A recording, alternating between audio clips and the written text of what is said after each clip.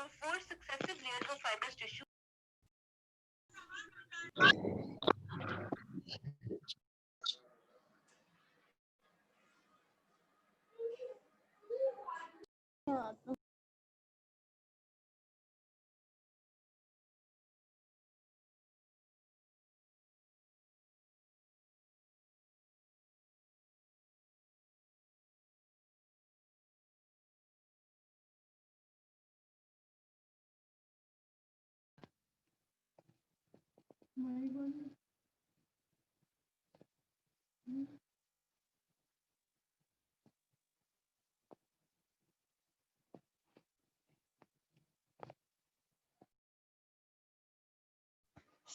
अस्सलाम वालेकुम बेटा, क्या हाल है आप सबका? वालेकुम अस्सलाम मैम, ठीक है। ठीक है। We will quickly revise the previous lecture. This is a few questions from that. बस केवस की बेटा डिग्रीज के बारे में कोई बता दे कि उसकी डिग्रीज कितनी होती हैं और ईच डिग्री में क्या होता है। बेटा तुबा मजर आप बताएं, आपने हैंड रेज किया पहले। मैम पेस्केवस की 5 डिग्रीज होती हैं। जो फर्स्ट डिग्री होती है उसमें होता है चाइल्ड जो होता है क्लमजी उसका होती है और इसमें रिपीटेड फॉल्स होती हैं।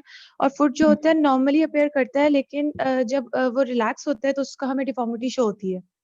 और सेकंड डिग्री में जो होता है वो फ्लेक्शन हो जाती है 4 फुट की, और उसके साथ जो सिर्फ ब्रेड टो होता है ना उसकी क्लॉइंग हो जाती है। लेकिन जो थर्ड डिग्री होता है उसमें सारे टो जो होते हैं क्लॉड हो जाते हैं। सही हो और गया। फोर्थ डिग्री में ये था कि क्लॉइंग तो होती है टोस की, और साथ में जो टार्सो मेटाटार्सल जॉइंट होता है उसकी एडक्शन हो जाती है, और हमें वेरियस डिफॉर्मिटी जो होती है वो फील होती है। और पेशेंट जो होता है वो मतलब उसकी डिसेबल वॉक होती है मतलब। और फिफ्थ जो होती है वो बेसिकली पैरालिटिक कंडीशंस में हमें मतलब शो होता है, जैसे पोलियोमाइलिटिस है और उसमें क्लब फुट की जो डिफॉर्मिटी होती है उस तरह में मतलब हमें वेरी डिफॉर्मिटी गुड, नहीं होती। शाबाश, वेरी वेल प्रिपेयर्ड तुबा मजर बेटा, very good. Okay, Thank you. any other student would like to tell me about what are the two types of pes planus? Ma'am flexible और रिजिड।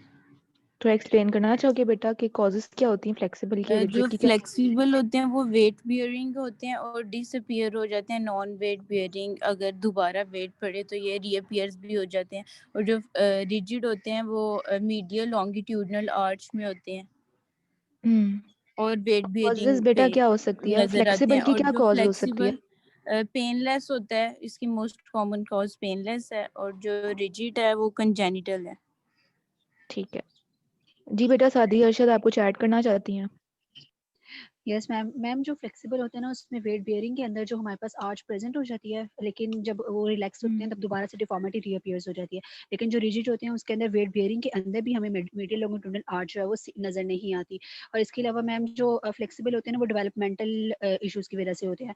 और जो हमारे पास rigid होते हैं मैम वो कंजेनिटल भी होते हैं और एक्वायर्ड भी होते हैं। एक्वायर्ड के अंदर आपने कंडीशन बताई थी इन्फ्लेमेशन, क्योंकि उसके अंदर फाइब्रोसिस जरूरत है, इस वजह से होते हैं। ठीक है।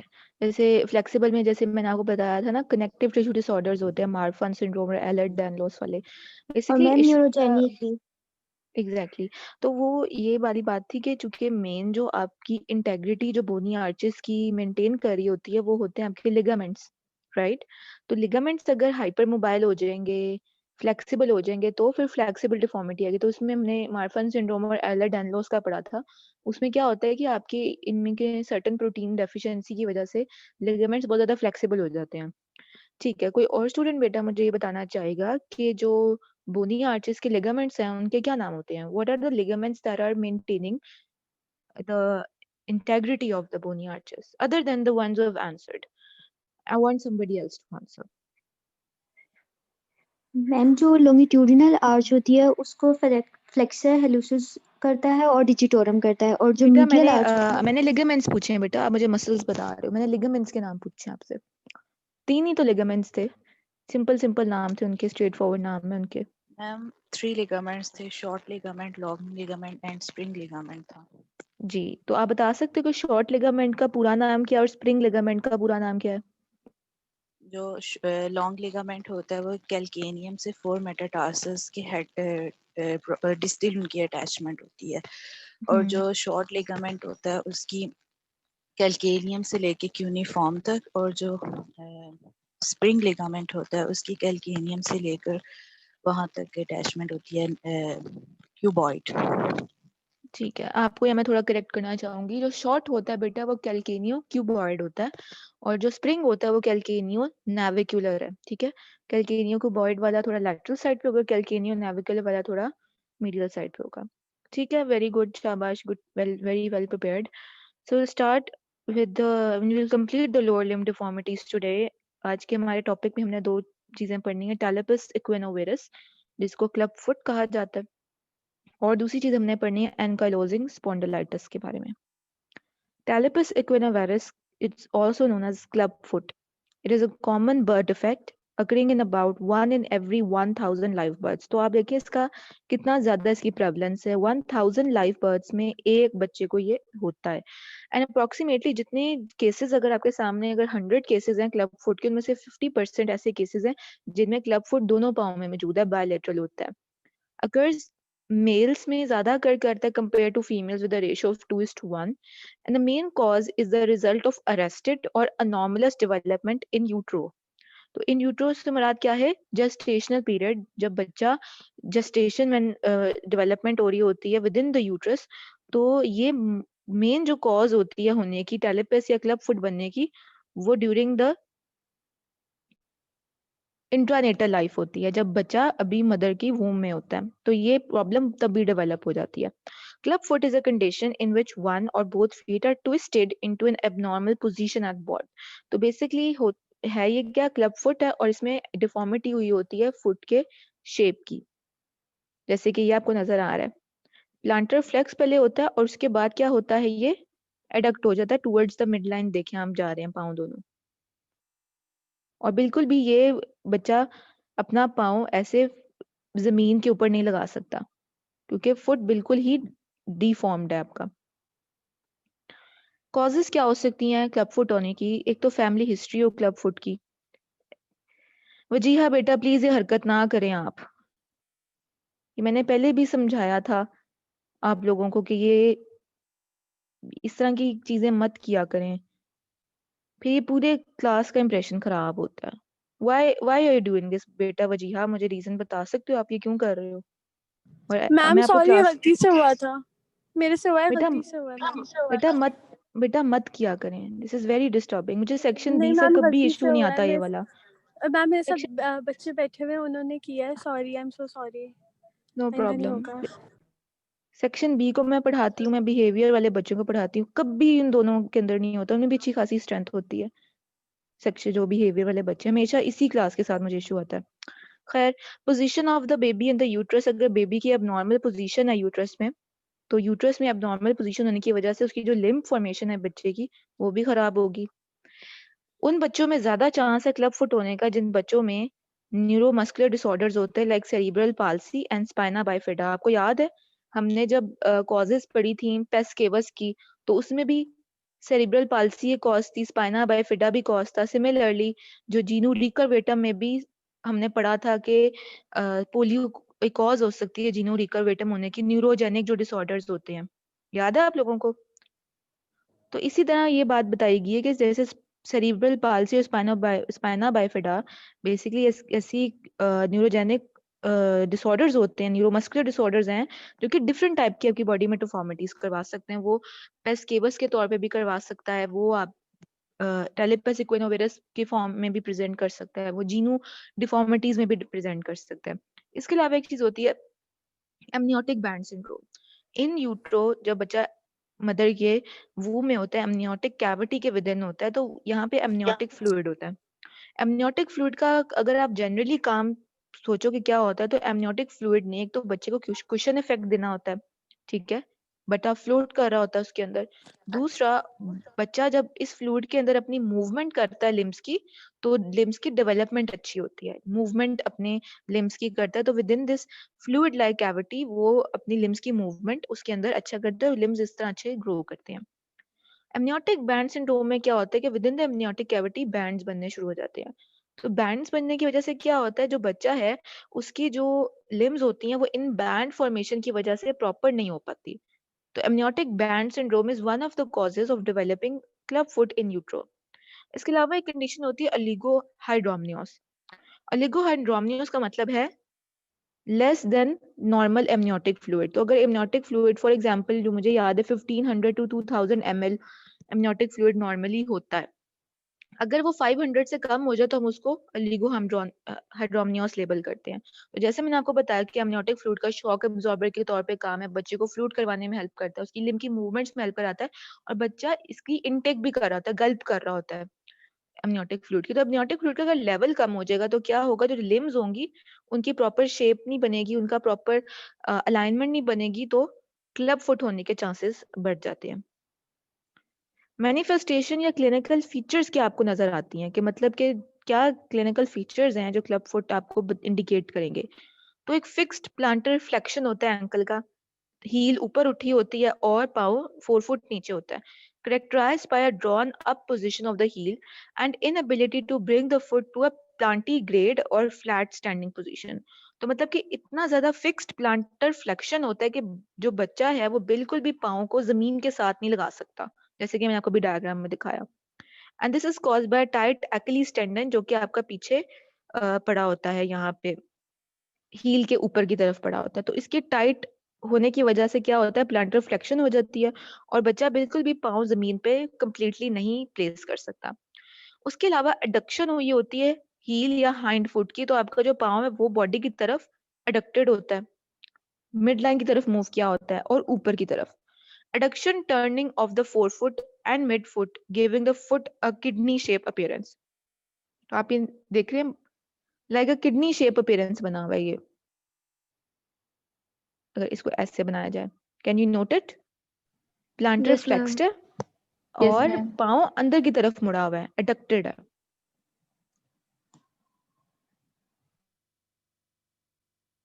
Abnormal slightly smaller size of the foot, एक तो पाँव का साइज भी छोटा होगा और काफ मसल्स भी प्रॉपर्ली डेवलप नहीं हुए होंगे, जो कि आपके लोअर लेग में काफ मसल्स होते हैं। The heel cord is tight, causing the heel to be drawn up toward the leg। तो आप ये नोट करें इसके अंदर कि इतनी ज्यादा पीछे अकीलीज टेंडन टाइट हो गई है कि पाँव बिल्कुल ऊपर उठ गया और दूसरी टांग के लेग तक पहुंच गया। कैन यू अप्रिशिएट इट, कि इतना ऊपर पहुंच गया है कि दूसरी टांग की लेग की तरफ उसकी डायरेक्शन चली गई है, शॉर्टन हो गया वो। ठीक है। Yes ma'am. सो टाइप्स क्या होंगी, दो मेजर टाइप्स में हम कैटेगराइज करते हैं क्लब फुट को, स्ट्रक्चरल टेलिपो इक्विनोवेरस एंड पोस्चरल टेलिपो इक्विनोवेरस। तो स्ट्रक्चरल से मुराद ये है कि जिसके अंदर जेनेटिक फैक्टर्स होते हैं जो कि इनहेरिट हो रहा होता है। ठीक है। और इनहेरिटेंस में हम ये बात करते हैं कि जैसे इसके अंदर क्या होता है कि जैसे आपको पता है एक सिंड्रोम हमने पढ़ा हुआ है, डाउन सिंड्रोम। डाउन सिंड्रोम में किस क्रोमोसोम पे ट्राइसोमी होती है? 21। एग्जैक्टली। तो 21। एक सिंड्रोम होता है एडवर्ड सिंड्रोम। एडवर्ड सिंड्रोम होता है ट्राइसोमी 18 के नाम से। इसमें डिफरेंट बॉडी में मैनिफेस्टेशंस आते हैं, one of them is club foot. ऐसे जो एडवर्ड सिंड्रोम का बच्चा होता है उसको क्लब फुट होता है। It's a genetic defect with 3 copies of chromosome number 18। ठीक है। ग्रोथ जो अरेस्ट होती है बच्चे की वो रफली 9 वीक्स पे होती है। And compartment syndrome of the affected limb are also causes of structural TEV. तो अगर किसी भी वजह से बच्चे की जो लेग है उसके अंदर कंपार्टमेंट या फुट में कंपार्टमेंट सिंड्रोम डेवलप हो जाए तो वो भी कॉज हो सकती है स्ट्रक्चरल टेलिपो इक्विनोवेरस होने की। तो एक एडवर्ड सिंड्रोम, एक कंपार्टमेंट सिंड्रोम और एक जेनेटिक इन्फ्लुएंसेस इंक्रीज। मतलब जैसे मैं आपको बताया ना कि फेमिलियल हिस्ट्री है, कि फादर को था क्लब फुट, ग्रैंडफादर को था, ग्रेट ग्रैंडफादर को था, तो अगर फैमिली में भी रन कर रही है तो ये, तो स्ट्रक्चरल टेलिपो इक्विनोवेरस क्या होता है, जेनेटिक फैक्टर्स की वजह से होता है। That can be either due to a genetic disease और either due to a family history. Postural talipes equinovarus क्या होता है कि बच्चे में कोई जेनेटिक डिसऑर्डर नहीं आया, बच्चे की फैमिली में भी रन नहीं कर रहा था, तो फिर क्यों उसके अंदर क्लब फुट आया? वो इसलिए आया क्योंकि उसके बच्चे के ऊपर कोई एक्सटर्नल इन्फ्लुएंसेस आए, जैसे ओलिगोहाइड्रोमनियोस या एमनियोटिक बैंड सिंड्रोम। बच्चा जिस फ्लूइड कैविटी में मौजूद है, मदर की एमनियोटिक कैविटी में, वहां उस कैविटी में या तो बैंड्स थे बहुत ज्यादा, कि जो पाँव था उसका क्लब लाइक वो बन गया है, प्रॉपर डेवलप नहीं कर पाया, अलाइनमेंट नहीं प्रॉपर हुई, या एमनियोटिक फ्लूइड का लेवल ही कम था जिसकी वजह से बच्चा मूवमेंट नहीं करवा पाया और प्रॉपरली अलाइनमेंट नहीं हो पाई। तो आपको समझ आ गई इन दोनों में फर्क, स्ट्रक्चरल टीईवी की और पोस्चरल टीईवी की? मैम बैंड्स यस मतलब क्या मैम। बेटा बैंड लाइक फाइब्रोटिक बैंड्स बन जाते हैं एमनियोटिक कैविटी के विद इन, ऐसे ऐसे बैंड्स, एमनियोटिक बैंड सिंड्रोम कहा जाता है इसको।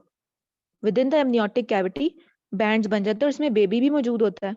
तो क्या होता है उसके अंदर कि जब बैंड्स बन जाते हैं तो जो एमनियोटिक फ्लूइड का, जैसे मैंने आपको फंक्शन बताया कि एमनियोटिक फ्लूइड क्यों जरूरी होता है, वो शॉक एब्जॉर्बर के तौर पे काम करता है।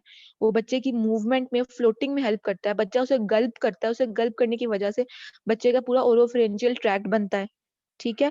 और उसके अलावा इसके अंदर क्या होता है कि इस एमनियोटिक फ्लूइड के अंदर जब बच्चा फ्लोट करता है तो इसकी लिम्ब की मूवमेंट्स और लिम्ब की डेवलपमेंट में भी हेल्प करता है। तो जब एमनियोटिक कैविटी के अंदर बैंड्स बन जाएंगे तो उसकी स्पेस कम होगी और बच्चा मूवमेंट नहीं कर पाएगा अपनी लिम्स की, जिसकी वजह से उनकी अलाइनमेंट नहीं होगी। तो समझ लग गई एमनियोटिक बैंड सिंड्रोम क्या होता है? Yes ma'am. ठीक है। डायग्नोस्टिक प्रोसीजर्स में आप क्या कर सकते हो कि अगर आप इन यूट्रो चेक करना चाहो तो मदर का अल्ट्रासाउंड करवा सकते हो आप। और इसके अलावा बेबी अगर पैदा हो गया तो उसका एक्सरे या सीटी स्कैन से भी आप उसकी एबनॉर्मेलिटीज देख सकते हो। डायग्नोस्टिक प्रोसीजर्स में ये चीज आएगी। ट्रीटमेंट अब इम्पोर्टेंट चीज है जिसमें मेन स्टे में 3 चीजें बताई गई हैं कंजर्वेटिव मैनेजमेंट की। इसमें स्ट्रेचिंग एंड कास्टिंग एक मेथड है जिसको पोंसेटी मेथड कहा जाता है। एक स्ट्रेचिंग एंड टेपिंग मेथड है जिसको फ्रेंच मेथड कहा जाता है। एक ब्रेस होता है दैट यू ऑलरेडी नो, उसको ऑर्थोटिक्स भी कहते हैं। और आखिरी रिजॉर्ट होता है जिसमें आप सर्जरी करते हो। We'll talk about basically the first 3, the conservative methods. जो स्ट्रेचिंग एंड कास्टिंग मेथड है इसको पोंसेटी मेथड कहा जाता है। The treatment entails manipulating the foot into a correct position। तो पाँव को आप क्लब पोजीशन से सीधा करोगे, पहले मैनिपुलेट करके मैनुअली हाथों से, और फिर क्या करोगे उसको कास्ट लगा दोगे उसके ऊपर। जैसे देख रहे हो बेबी के पाँव के ऊपर कास्ट लगा दिया गया। उसके बाद क्या करेंगे, रीपोजिशनिंग और recasting occurs every week for several week, और हर हफ्ते आप कास्ट तब्दील करोगे। After the shape of the foot is realigned, it is maintained through stretching exercises, special shoes. तो जब बच्चे का पाँव ठीक हो जाता है, रीअलाइन हो जाता है, तो आप एक्सरसाइजेस करवाओगे, फिजियोथेरेपी करवाओगे, स्पेशल शूज दोगे ताकि उसकी वो रीअलाइनमेंट रहे। और उसके अलावा रात के वक्त आप बच्चे को ब्रेसेस पहना सकते हो अप टू 3 इयर्स, क्योंकि रात के वक्त अनकॉन्शियसली पाँव दोबारा क्लब फुट में मूव करने की कोशिश कर सकता है। क्योंकि आपको पता है due to unconsciousness the foot can be manipulated into a different position just like that of an equinovarus. So you got what is the Ponseti method? Casting, सबसे पहले मैनुअल मैनिपुलेशन, कास्ट करो, हर हफ्ते तब्दील करो, ठीक है। और उसके बाद क्या करना है, जब पोजीशन में अपनी वापस आ जाएगा तो आपने एक्सरसाइजेस करवानी है, शूज देने हैं और ब्रेसेस करनी है रात के वक्त up to 3 years. Now I talk about the stretching and taping method जिसको फ्रेंच मेथड कहा जाता है। ऑलमोस्ट सिमिलर है पोंसेटी मेथड के, बस फर्क है कि इसमें टेप यूज की जा रही है, स्पेशल टेप यूज की जा रही है। So this approach involves daily manipulation. 2 फर्क है, एक तो टेप और दूसरा कितनी दफा आप टेप को तब्दील कर रहे हो। So this approach involves daily manipulation of the foot followed by the use of adhesive tape to maintain the correct position until the next day. जैसे पोंसेटी मेथड में आप क्या कर रहे हो, वीकली चेंज कर रहे हो कास्ट को, लेकिन फ्रेंच मेथड में आप डेली टेप को चेंज करोगे। आफ्टर 2 मंथ्स तक जब आप डेली बेसिस पे करते रहे हो तो आप इसे रिड्यूस कर दोगे 3 टाइम्स इन अ वीक, बजाय डेली करने के हफ्ते में फिर 3 दफा करोगे, तब तक जब तक बच्चा 6 महीने का नहीं हो जाता। Once the foot shape is corrected, parents continue to perform the daily exercises on the baby's foot and use night sprints until their baby is of a walking age just like 3 years of age। तो आखिरी line exactly similar है पोंसेटी method की तरह। फर्क क्या है French में और पोंसेटी में, कि पोंसेटी में आप कास्ट यूज करोगे, फ्रेंच में आप टेप यूज कर रहे हो। पोंसेटी में आप वीकली कास्ट को चेंज कर रहे हो और फ्रेंच में आप क्या कर रहे हो, डेली चेंज कर रहे हो और फिर रिड्यूस करके उसको वीक में फिर 3 दफा करोगे। तो समझ आ गई आपको दोनों मेथड्स में फर्क क्या है? Yes. The third thing what we talked about was the brace use. So there's a brace known as the Dennis Brown brace used when long leg cast is removed after 3 weeks of treatment। तो जब आप सोच रहे हो कि अब हमें cast treatment 3 weeks आपने कर ली और बच्चे का पाँव 3 वीक्स के अंदर अलाइन होना शुरू हो गया, तो आप फिर उसमें ब्रेस भी यूज कर सकते हो। तो ब्रेस का साइज इतना है जितना बच्चे की शोल्डर विड्थ अपार्ट है, ठीक है। क्योंकि अगर आप क्लब फुट का बच्चा देखो तो उसके जो पाँव है वो इस तरह अंदर की तरफ मुड़े होते हैं, ऐसी बात है बेटा, यूं। तो हमें कितना उसको विड्थ उसकी लंबी रखनी है वो डिपेंड करेगा बच्चे की शोल्डर विड्थ कितनी है, उतनी आप लंबी एक बार लोगे और उसके ऊपर फुट जिसे कहते हैं अटैच किया जाता है। इसको डेनिस ब्राउन ब्रेस कहते हैं। और ये फर्स्ट जिसे कहते हैं 1 full time for the first 2 months के लिए आप हर वक्त बच्चा इसको पहन के रखेगा, और उसके बाद फिर सिर्फ रात के वक्त पहन के रखेगा। मैम जी मैम ब्रेस कब यूज करते हैं, आपने क्या बताया था, मुझे समझ नहीं आया थोड़ा। बेटा, ब्रेस का उसने इंडिकेशन ये बताया कि अगर जैसे कास्टिंग मेथड में 3 वीक्स में ही आपको अगर नजर आ गया है कि बच्चे का रीलाइन होना शुरू हो गया, पाँव मतलब सीधा होना शुरू हो गया, तो आप क्या करोगे, आप ये ब्रेस लगाओगे। अब आप ये ब्रेस देखो, उसकी कैसा ब्रेस है ये, कि इसका एक प्लेटफॉर्म है, उस प्लेटफॉर्म के ऊपर पाँव को अटैच किया गया है, ठीक है। और ये क्या करेगा, ये बच्चे के पाँव को सीधा रखेगा, क्योंकि अगर यही बच्चा इसका क्लब फुट हो तो उसका पाँव यूं होगा, ऐसी बात है। Yes ma'am. तो जब वो थोड़ा बहुत रीलाइन होना शुरू हो गया तो उस बच्चे पे ये ब्रेस लगा दी, और ब्रेस की लेंथ उतनी रखेंगे जितने बच्चे के शोल्डर विड्थ की लेंथ है। और ये तब यूज करते हो आप जब 3 वीक्स आपको लेग कास्ट जिसे कहते हैं उस लगाने के बाद आपको रिजल्ट्स मिलने शुरू हो जाएं। और फर्स्ट 2 मंथ्स जब आप ब्रेसेस शुरू करते हो तो पहले 2 महीने आप कंप्लीट ब्रेस पे बच्चे को रखोगे। जब आपने उसे ब्रेस लगाने शुरू कर दिए तो 2 मंथ्स कंप्लीटली बच्चा ब्रेस हर वक्त लगा के रखेगा, और उसके बाद वो फिर सिर्फ नाइट टाइम पे यूज करेगा। समझ आ गई आपको जिसने तो क्वेश्चन मैम पूछा था? Yes ma'am. ठीक, तो ये कंडीशन ठीक हो जाती है या जी हो फिर जाती है बेटा, ये ठीक हो जाती है अगर इस एज में करेक्ट करवा ली जाए तो। क्योंकि इस मैम पेज पे क्या यहाँ होता है बेटा, ऑसिफिकेशन सेंटर्स आपके ऑसिफाई नहीं हुए होते, आपकी बोन्स अभी मैनिपुलेटिव होती हैं, सॉफ्ट होती हैं, ठीक है। तो इस एज पे आप इनको रीलाइन कर लेते हो। मैम अगर एक्सरसाइजेस में कोई इशू आ जाए, पेरेंट्स जो है वो एक्सरसाइजेस कराने में थोड़ी सी सुस्ती कर दें, तो उसके बाद क्या दोबारा से ये ब्रेस लगाकर अगर हम विद इन 1 ईयर तक इसको करें कि ये ठीक हो जाए तो हो सकता है? बेटा हो सकता है बच्चे की एज बहुत मैटर करती है। जैसे हमने कहा कि 3 इयर्स तक आप इस ट्रीटमेंट को कंटिन्यू करवाते हो, जैसे हमने पिछली वाली स्लाइड में बात की ना बेटा, जी जी। Up to 3 years. Working age क्या होती है बेटा? 3 इयर्स की एज होती है, इसमें देखें अप टू 3 इयर्स। तो अप टू 3 इयर्स से मुराद ये कि बच्चे की पैदाइश और 3 साल के अंदर अंदर आपने इसको करेक्ट करना है। तो अगर पेरेंट्स के एंड पे नेग्लिजेंस हो लेकिन विद इन द 3 इयर्स वो वापस उसकी एक्सरसाइज और कास्टिंग मेथड या जो भी मेथड से रीलाइन करने की कोशिश करते हैं तो वो पॉसिबल है। लेकिन अगर बच्चा एज में बढ़ जाता है उसका पाँव पे परमानेंट डिफॉर्मिटी की तरफ हो जाएगा अगर करेक्ट ना किया गया प्रॉपर टाइम पे, ठीक है। Okay ma'am. Now will talk about ankylosing spondylitis. मैंने पहले भी इसके बारे में जिक्र किया था कि एनकाइलोजिंग स्पॉन्डिलाइटिस जो होता है बेसिकली एक इम्यून मीडिएटेड कंडीशन होती है, और इसके अंदर क्या होता है, जैसे एनकाइलोसिस का मतलब क्या होता है, फ्यूजन।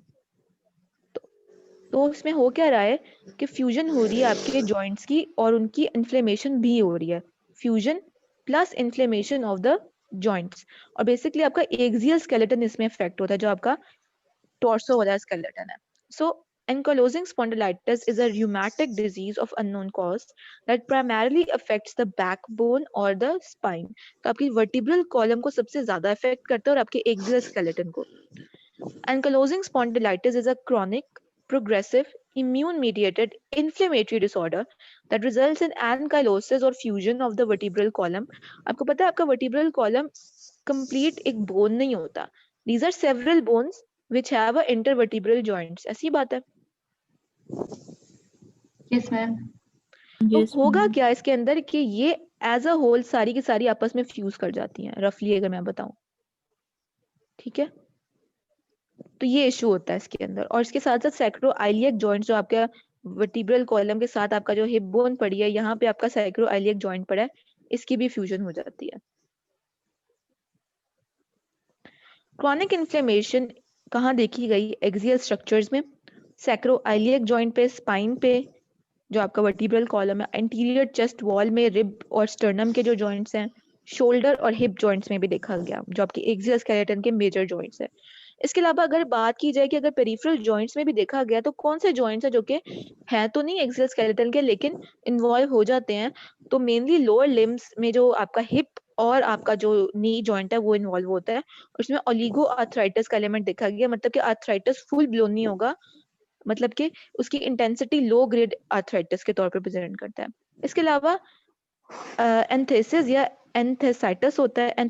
बेसिकली एंथेसिस या एंथेसाइटिस का मतलब होता है जॉइंट पे या बोन के ऊपर वहां पे इन्फ्लेमेशन जहाँ पे लिगामेंट्स और टेंडन्स लग रहे होते हैं, साइनोवियम पे कार्टिलेज की इन्फ्लेमेशन, और साथ साथ बोन की वो पोर्शंस जहाँ पे आपका टेंडन और आपका लिगामेंट लग रहा होता है, उसकी उस जगह की इन्फ्लेमेशन को आप क्या कहते हो, एंथेसाइटिस। तो वो एलिमेंट भी देखा गया।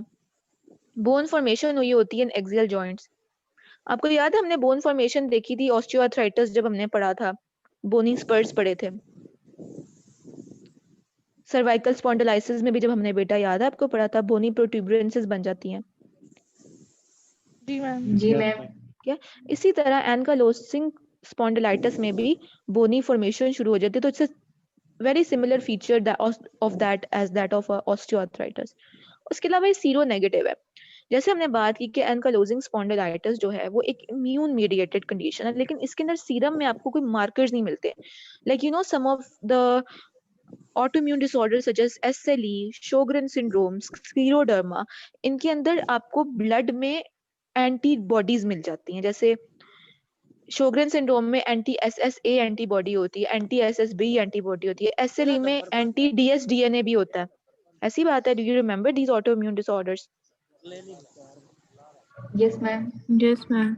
लेकिन उसने ये बात की कि ये बेशक एक इम्यून मीडिएटेड डिसऑर्डर है, लेकिन ये सीरो नेगेटिव, इसमें कोई आपको एंटीबॉडी सीरम में नहीं मिलती। और इसके अलावा जो मेन चीज जो इन्वॉल्व होती है, जिसकी जो सोल कॉज है एनकालोजिंग स्पॉन्डिलाइटिस होने की, जो सोल कॉज अगर देखी गई है क्यों होती है, तो जिन लोगों के अंदर ये HLA-B27 वाली जीन मौजूद है ना, उनके अंदर एनकालोजिंग स्पॉन्डिलाइटिस होता है। HLA-B27 सीरो नेगेटिव स्पॉन्डालो आर्थ्रोपैथीज अगर कभी पढ़ी हो तो उनके अंदर टॉप पे एनकालोजिंग स्पॉन्डिलाइटिस है। उसके अलावा उसके अंदर सोराइटिक आर्थराइटिस भी आता है, रीटर सिंड्रोम भी पढ़ा था, इन्फ्लेमेटरी बाउल डिजीज की वजह से जो आर्थराइटिस होता है वो भी। तो याद है थोड़ा बहुत सीरो नेगेटिव स्पॉन्डालो आर्थ्रोपैथीज कभी पढ़े थे? यस मैम, पढ़े थे MS के मेडिसिन में जी पढ़ी। जी। तो उसमें टॉप पे आपने एनकालोजिंग स्पॉन्डिलाइटिस देखा होगा। नॉर्मल स्पाइन में अगर आप देखें तो वर्टिब्रा होते हैं और उनके दरमियान में डिस्क होती है और एक कंसिडरेट स्पेस होती है between one and the second vertebral bone. ठीक है।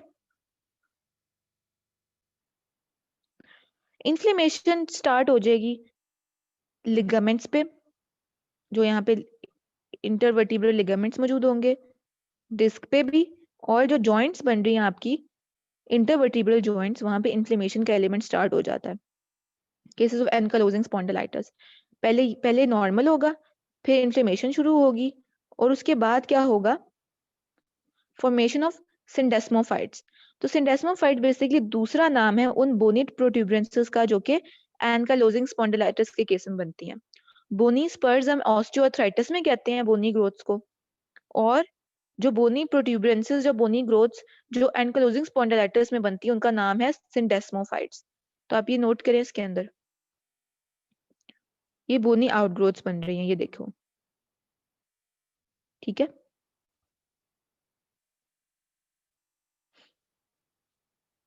उसके बाद क्या होगा, फोर्थ स्टेज में क्या होगा, पहले नॉर्मल, फिर inflammation, then formation of syndesmophytes, and in the fourth stage what will happen, the bones will start to fuse. तो एक की कंप्लीट बोन बन जाती है। ठीक है। So this is known as ankylosis और फ्यूजन। ठीक हो गया। सिम्टम्स क्या मैनिफेस्ट होते हैं in cases of ankylosing spondylitis? Axial manifestations आपको क्या नजर आएंगे, क्रॉनिक लो बैक पेन होगी पेशेंट को, विद और without buttock pain, that depends if the sacroiliac joint is involved और नॉट। इन्फ्लेमेटरी कैरेक्टरिस्टिक्स आपको क्या नजर आएंगी, यूजुअली पेन नाइट टाइम पे करती है क्योंकि बॉडी का वेट पूरा पड़ा होता है आपकी बैक बोन के ऊपर। स्लीप डिस्टर्बेंस होते हैं, मॉर्निंग स्टिफनेस उन कंडीशंस में जब आपका एनकालोजिंग स्पॉन्डिलाइटिस रूमेटिक आर्थराइटिस के साथ एग्जिस्ट कर रहा हो। जैसे ऑटोइम्यून डिसऑर्डर जिस लोगों में होती है उनमें एक नहीं होती, उनमें एट अ टाइम एक से ज्यादा एग्जिस्ट कर रही होती है। जैसे SLE के अंदर यूजुअली SLE के साथ साथ उन लोगों को शोग्रेन सिंड्रोम भी होता है। इसी तरह बहुत से ऐसे होती हैं ऑटोइम्यून डिसऑर्डर जो एक नहीं दो एग्जिस्ट कर रही होते हैं। तो ये देखा गया है, प्रेवलेंस देखी गई है कि जो आपका एंकलोजिंग स्पॉन्डिलाइटिस होता है उसमें at a time rheumatic arthritis का भी एलिमेंट चल रहा होता है दूसरी बोन्स में। तो आपको पता है रूमाटॉइड आर्थराइटिस में मॉर्निंग स्टिफनेस होती है, तो मॉर्निंग स्टिफनेस का एलिमेंट भी देखा गया। Limited lumbar motion at the lumbar vertebral column, onset before the 40 years of age ये स्टार्ट हो जाता है। इसकी जो सिम्टम्स हैं पेन की, लिमिटेड मूवमेंट की। अदर सिम्टम्स जो इस डिजीज की अर्ली स्टेजेस में देखा गया वो एनोरेक्सिया, खाने पीने की कमी, malaise, general overall weakness, low grade fever, weight loss and fatigue, and this is all because of increased inflammatory cells, and these inflammatory cells tend to eat up the nutritional requirements of the body. The most striking feature of ankylosing spondylitis is new bone formation in the spine with spinal syndesmophytes, जो हमने third stage में देखा। और एक और चीज है क्या, एनकाइलोसिस। एनकाइलोसिस, ये दोनों चीजें आप कन्वेंशनल रेडियोग्राफी लाइक एक्सरे पे आप देख सकते हो। इसमें आपको बैम्बू स्पाइन एक बड़ा पर्टिकुलर और बड़ा इंपॉर्टेंट ये क्वेश्चन है कि बैम्बू स्पाइन क्यों कहते हैं इसको। तो बैम्बू स्पाइन आप देखें कि repeated process of healing and bone formation leads to formation of syndesmophytes, bony bridges बन जाती हैं। तो आपने कभी बैम्बू देखी है बेटा, ऐसी होती है? Have you ever Yes, seen a ma'am. Bamboo? Yes ma'am. आपकी स्पाइन, आपकी वर्टिब्रल कॉलम भी ऐसी बन जाती है। जब ये सारी वर्टिब्रल बॉडीज आपस में फ्यूज कर जाएंगी ना, तो आपको लगेगा बैम्बू स्टिक की तरह आपकी वो बन गई है vertebral column. Exact cause ankylosing spondylitis ka it's unknown, but genes are thought to play a big role in that. The tendency for developing ankylosing spondylitis is believed to be genetically inherited, and the majority, nearly 90% of the patients with ankylosing spondylitis are born with the HLA-B27 gene. तो जो सबसे major जो cause है, one of the only known cause of having ankylosing spondylitis is the presence of HLA-B27 gene. And HLA-B27 genes appears to be only cause of increasing the risk of developing ankylosing spondylitis. Diagnosis आप conventional x ray पे, सीटी पे और MRI पे आप soft tissues के भी visualise कर सकते हो चेंजेस। ट्रीटमेंट में आप क्या करोगे? लास्टली ट्रीटमेंट में आपने करना है लोकल स्टीरॉयड के इंजेक्शंस लगाने हैं डायरेक्टली उस एरिया में जहां पेन है। Non steroidal anti inflammatory agents भी दिए जा सकते हैं। इसके अलावा ओरल या सिस्टेमिक स्टीरॉइड्स, एंड लास्टली डमार्ड्स, जिनको disease modifying anti rheumatic drugs कहा जाता है। ठीक है, ये भी इन्फ्लेमेशन को कम करेंगे और ट्यूमर नेक्रोसिस फैक्टर के ब्लॉकर्स भी यूज किए जाएंगे, बिकॉज ट्यूमर नेक्रोसिस फैक्टर क्या करता है, आपकी बॉडी में इन्फ्लेमेशन को बढ़ाता है। So any questions on the lecture बेटा, यू कैन आस्क मी।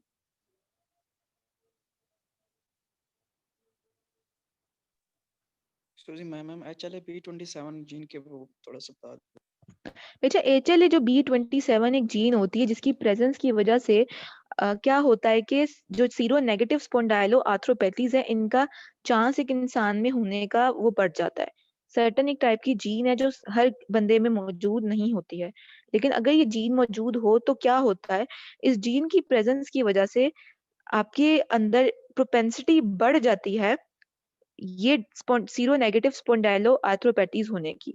इसको ह्यूमन ल्यूकोसाइट एंटीजन भी कहा जाता है। बेसिकली ये वो जीन है HLA-B27 जीन जिसने ह्यूमन ल्यूकोसाइट एंटीजन को एनकोड करती है। और अगर आपके अंदर ये एंटीजन हो तो क्या होगा, इस एंटीजन के अगेंस्ट आपकी बॉडी एंटीबॉडीज बनाना शुरू कर देगी और ये प्रेजेंट करता है in the form of seronegative spondyloarthropathies. तो थोड़ा कॉन्सेप्ट बन गया आपका, जिसने मुझसे क्वेश्चन पूछा था। ठीक है, any other questions?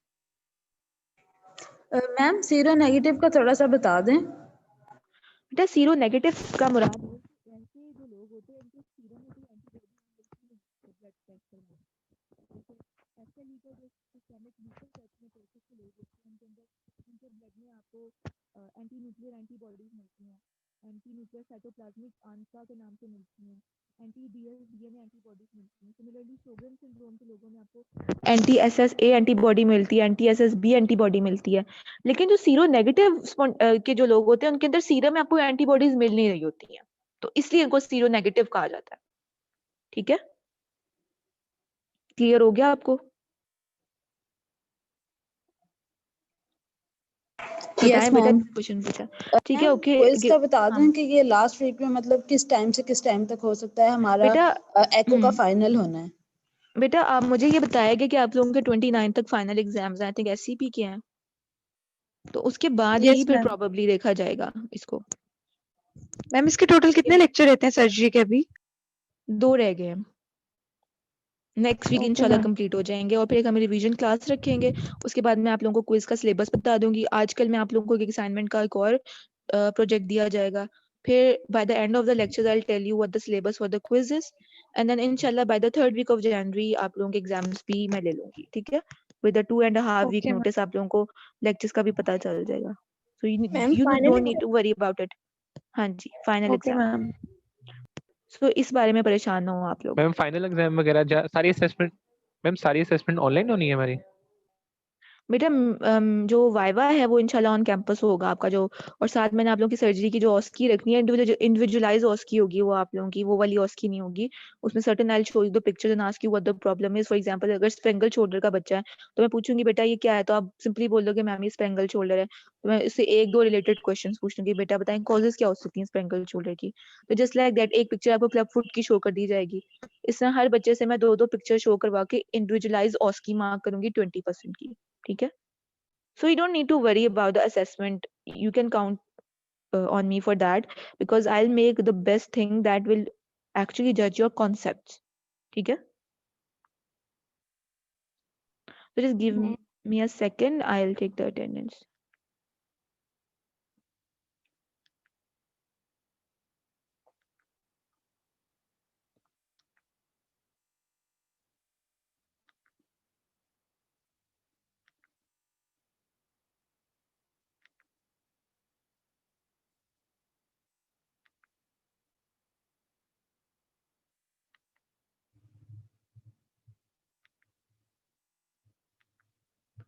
Okay, beta. Thank you very much. Allah Hafiz.